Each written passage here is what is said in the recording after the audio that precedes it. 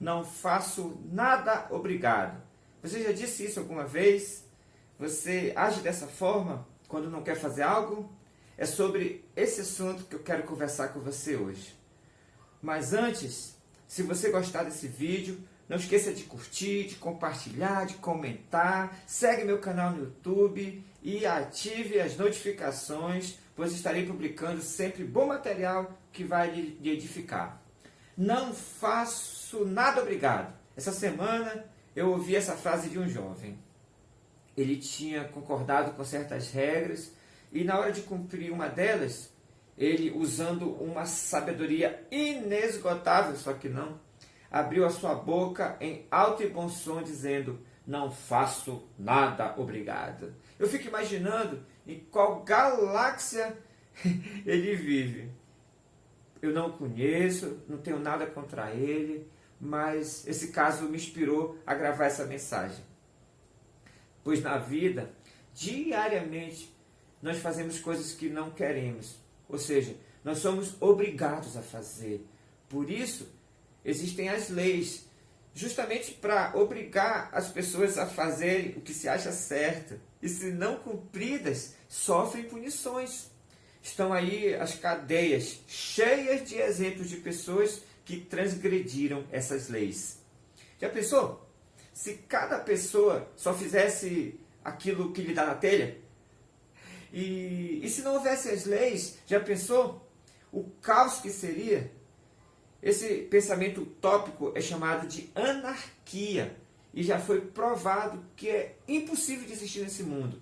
Por exemplo, deixa eu dar um exemplo para você. No trânsito, se não fosse obrigado a parar no sinal vermelho, haveriam muitos acidentes. Ninguém teria culpa, mas também não teria razão, pois não haveriam leis sobre isso. Eu poderia estacionar onde bem quisesse, não respeitaria a faixa de pedestres e seria um verdadeiro caos. E isso é apenas um simples exemplo de que como nós somos obrigados a fazer coisas que não queremos. Inclusive, uma das marcas indeléveis, ou seja, que não se podem apagar do verdadeiro Filho de Deus, é que ele obedece, independente da sua vontade. Lá em 1 João, capítulo 2, de 4 a 5, diz assim: alguém poderá dizer, eu sou cristão, ou eu estou no caminho do céu, eu pertenço a Cristo.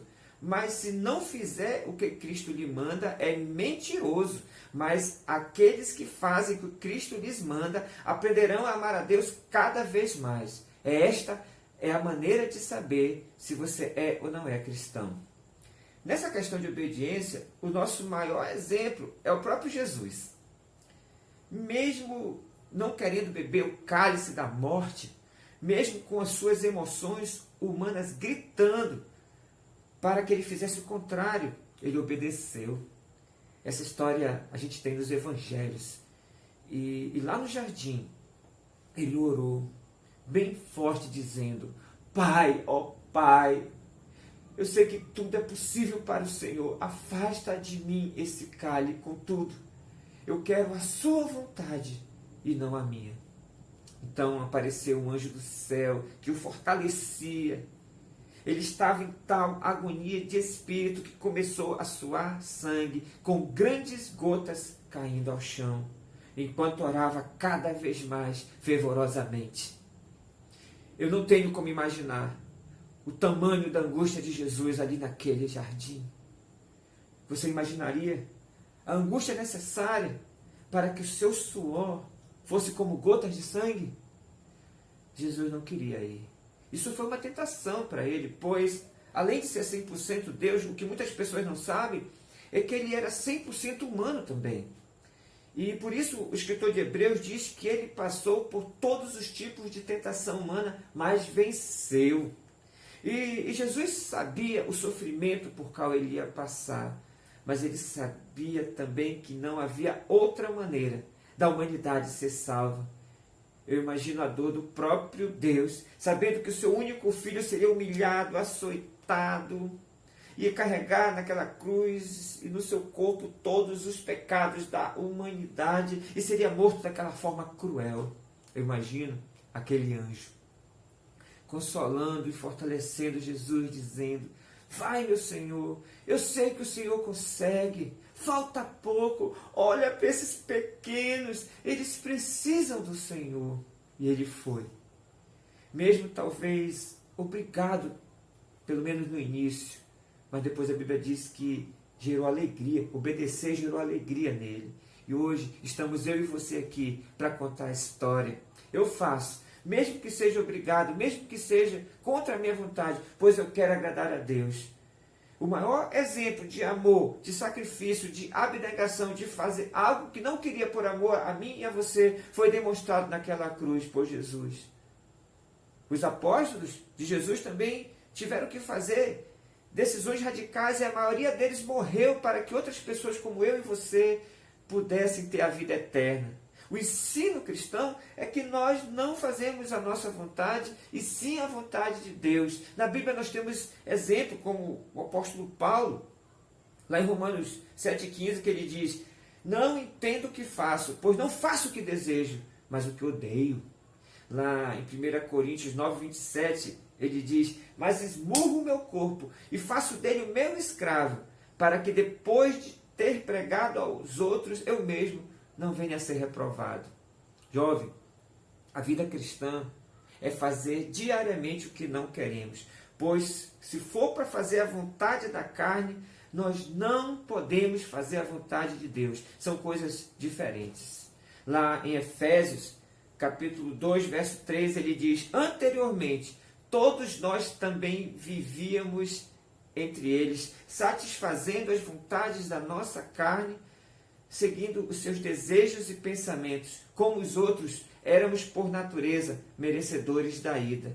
Em Romanos capítulo 8, a palavra de Deus é muito clara: aqueles que seguem a vontade da carne não podem agradar a Deus. Sabe, essa semana foi o Festival da Carne, também conhecido como Carnaval, onde milhões de pessoas, infelizmente muitos que se dizem cristãos, fizeram a sua própria vontade, deram vazão aos seus desejos carnais. Mas eu espero que você tenha vencido. E por isso, Deus te olha e te faz um elogio, pois você entendeu que nem sempre pode fazer só o que dá na sua telha.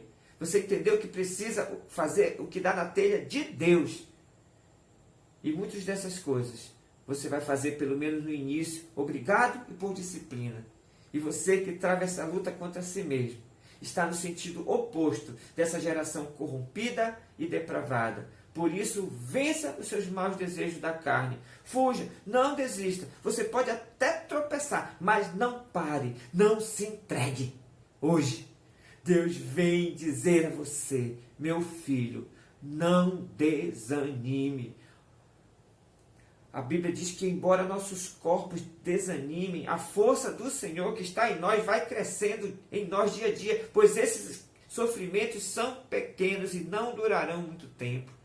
Esse curto tempo de angústia resultará na mais rica bênção de Deus sobre nós para todo sempre. Portanto, dizia o apóstolo Paulo, não olhamos para aquilo que podemos ver atualmente, as dificuldades que nos rodeiam, mas olhamos para frente, para as alegrias do céu, que nós ainda não vimos. As aflições logo desaparecerão, mas as alegrias futuras durarão eternamente. Jovem, não desista. Breve, muito em breve, nosso Salvador virá.